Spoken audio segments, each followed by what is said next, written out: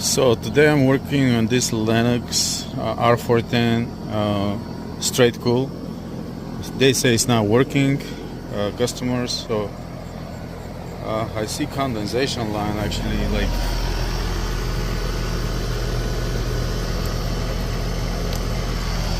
pipe very short, and you look at that unit, is so bad, it's so dirty.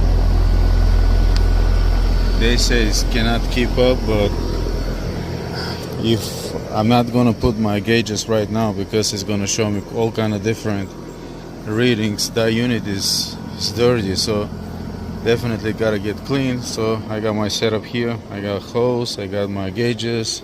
So I will start with the cleaning the unit first. So let me go ahead and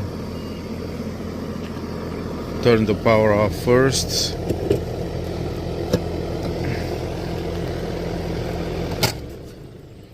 Okay, good.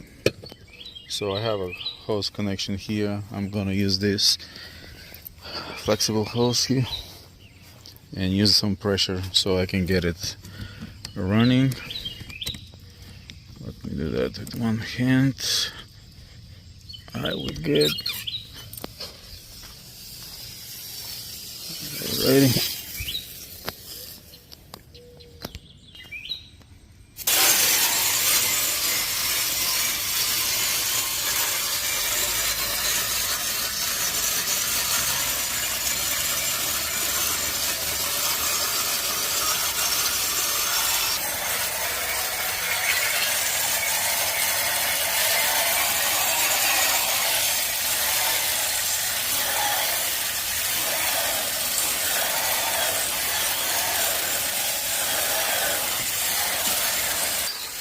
So after washing the coil condenser, it looks way better now.